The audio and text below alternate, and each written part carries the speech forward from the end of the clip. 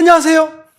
묘한의사입니다. 만성 피부 질환을 치료하다 보면 여러 가지 걸림돌들이 존재합니다. 이것 때문에 안 낫고 이것 때문에 치료가 방해가 되고 환자분들이 정말 마음이 갈피를 못 잡는 경우가 생기거든요. 그중에 환자분들이 정말 의외의 부분에서 치료를 실패하는 경우들이 있습니다. 무슨 얘기냐면 인터넷 피부 질환 환우의 카페 때문에 치료가 안 되는 경우들이 굉장히 많습니다. 생각보다 그 비율이 굉장히 높습니다. 그래서 오늘 이 시간에는 피부 질환으로 고생해서 그걸 의지하기 위해서 찾은 인터넷 카페 때문에 치료를 실패하는 그 이유에 대해서 한번 알아볼 예정입니다. 만성 피부염 치료를 하다 보면 가장 큰 문제가 뭐냐면 첫 번째는 치료 기간이 오래 걸린다는 겁니다. 생각보다 치료 기간이 환자분이 예상한 것보다 길게 걸리는 경우가 많습니다. 그런데 피부 질환 자체가 치료 과정에서 호전과 악화를 조금씩 반복하면서 점차 좋아진다라고 얘기했죠. 그래서 호전과 악화를 반복하는 것도 환자분들 마음이 싱숭생숭하게 만드는 것 중에 하나입니다. 그리고 피부 질환이기 때문에 관리할 게 정말 많죠. 생활 관리도 해야 되고 피부에 대한 관리도 해야 되고 음식 관리도 해야 되거든요. 그래서 양방 피부과적으로 치료했을 때는 스테로이드만 발라버리고 아무런 관리도 안 해도 됐다면 한방적으로 치료했을 때는 관리할 게 정말 많아집니다. 그리고 변동성도 크고 그래서 환자분들 마음이 이리 갔다 저리 갔다 왔다 갔다 하는 경우들이 많죠. 그래서 제가 불안감이 많이 생긴다라고 이야기를 했어요. 이렇듯 치료 기간이 길어지고 그리고 호전과 악화를 반복하니까 마음이 흔들리죠. 그럴 때 우리는 누군가에게 의지하고 싶죠. 이때 찾는 게 바로 인터넷 환우의 카페입니다. 나 같은 사람들이 모여있는 곳에 가면 정말 좋은 정보를 얻을 수 있을 거야. 마음의 위안을 얻을 거야 라고 해서 찾게 되는 겁니다. 여기서부터 비극이 발생을 하는데 일반적으로 환우의 카페라고 한다면 예를 들면 백혈병 아이를 갖고 있는 부모님들의 모임 아니면 난치성 무슨 중증 질환을 앓고 있는 부모님의 모임 같은 인터넷 환우의 카페는 사실은 건전한 작용들을 할 수 있습니다. 왜 그러냐면 이 질환 자체는 치료가 원래 잘 안 되고 관리할 게 많고 몇십 년씩 관리해야 되는 분들이 많거든요. 그리고 부모님들이 접속을 해서 정보를 얻게 되는 거죠. 그래서 실제로 고급 정보들도 많고 누가 치료를 잘하는지 교수님이 어떤지 이런 것들에 대한 쉐어도 가능하다고 볼 수 있어요. 여기서 중요한 게 뭐냐면 치료가 잘 안 되고 장기간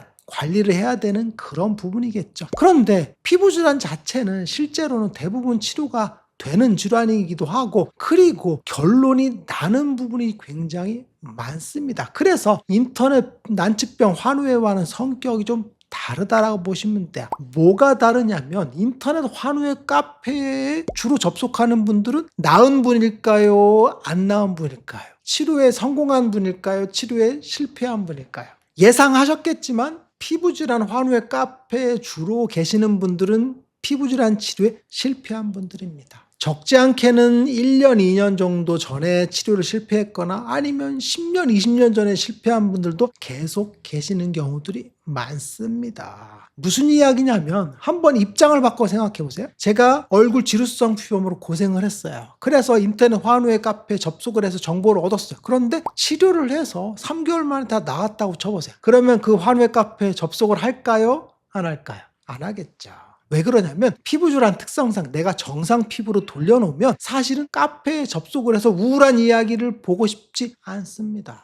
입장 바꿔 생각해 보세요. 실제로 제가 환자분들한테도 물어보거든요. 환자분이 피부질환을 다 나았어요. 그러면 인터넷 카페 접속할까 안 할까 물어보면 대부분 안 한다고 하십니다. 할 이유도 없죠. 왜? 즐거운 카페에 활동할 것도 많은데 그 우울한 환우회 카페에서 댓글을 달아줄 착한 천사 같은 분은 안 계시거든요.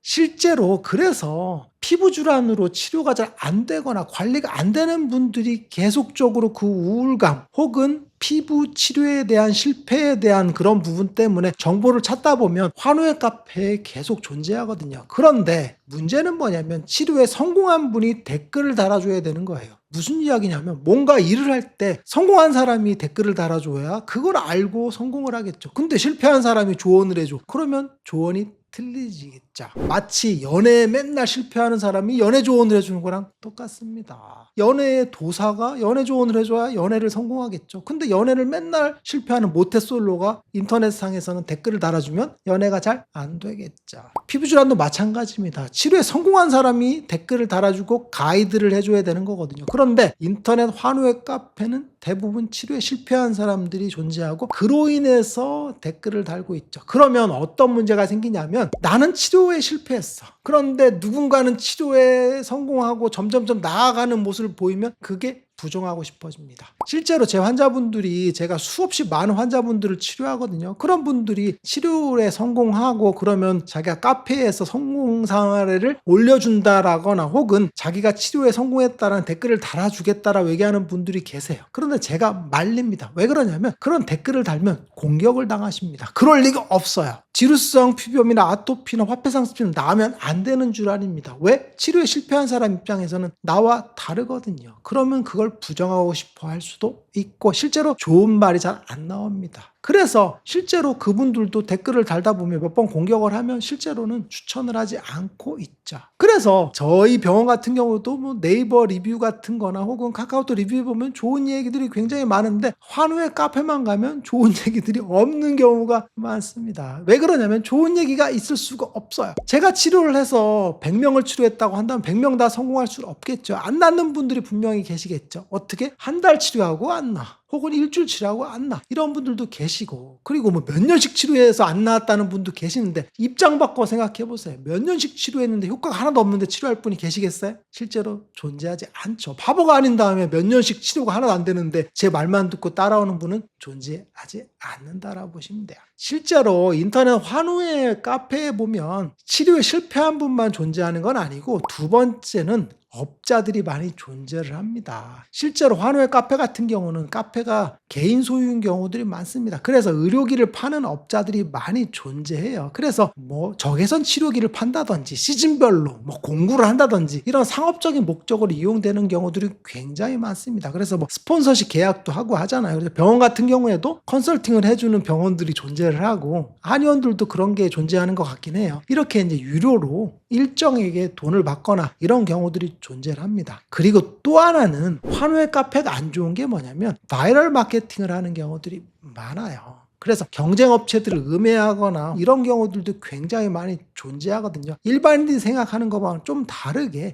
바이럴 업체에서도 안 좋은 이야기들을 많이 써주죠. 그런데 그게 바로 환자분들에게 굉장히 큰 실망감을 주는 겁니다. 예를 들면 저희 병원에서 치료한다고 쳐보세요. 그런데 치료한 지 한 보름 정도 됐어요. 그런데 스테로이드를 사용하다가 치료를 했어요. 그래서 스테로이드를 끊었더니 리바운드가 생깁니다. 리바운드가 생겨서 우울하죠. 피부에 염증이 더 심해지는 게 리바운드 현상이니까. 그런데 환우의 카페 접속을 했더니 원래 그렇게 치료를 못하는 사람입니다라는 댓글을 딱 나왔어요. 그러면 기분이 안 좋죠.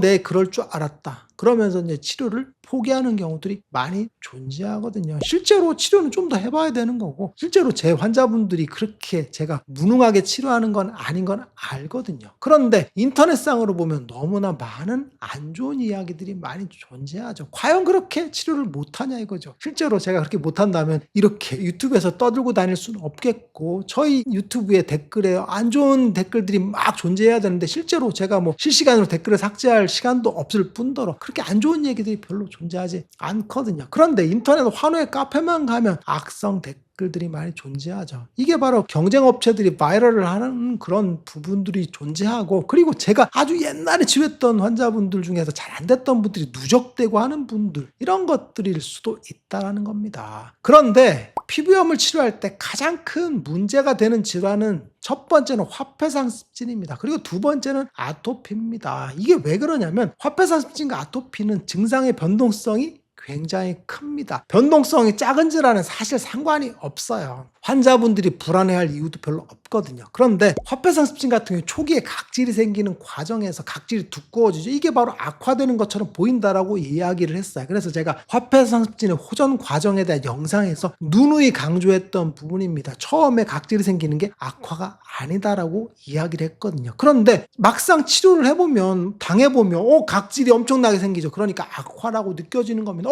나 악화되고 있구나. 근데 인터넷 환우의 카페 갔더니 와 이거 화폐상습진을 치료를 못하는 사람이다라는 얘기죠. 그렇게 해서 치료를 포기하는 경우도 굉장히 많이 존재를 하죠. 아토피도 마찬가지입니다. 아토피 같은 경우 리바운드 현상이 세게 오는 편이거든요. 그랬을 때 스테로이드 쓰다가 오셨는데 중단하면 확 심해지니까, 너무 심해지니까 나는 진짜 악화되는구나, 이거 치료 못하는 분이구나 라고 생각하는 경우들이 많습니다.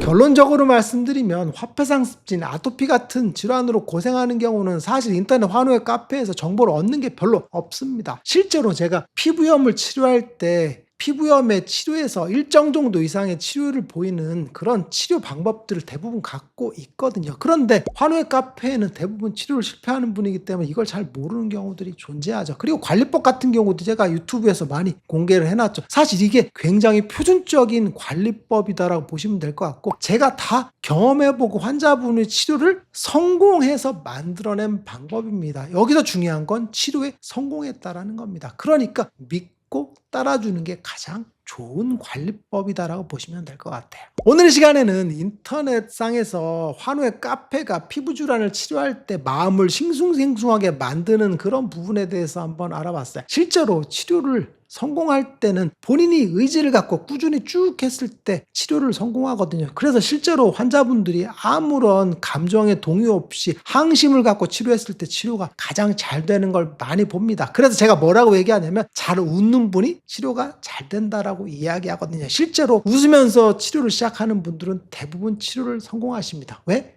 마음에 불안감이 없고 안정적으로 쭉 진행될 수가 있기 때문에 그렇다고 보시면 될 것 같습니다. 묘한의사에게 궁금한 거 있으면 댓글 남겨주세요. 영상을 통해서 답변하겠습니다. 빠이.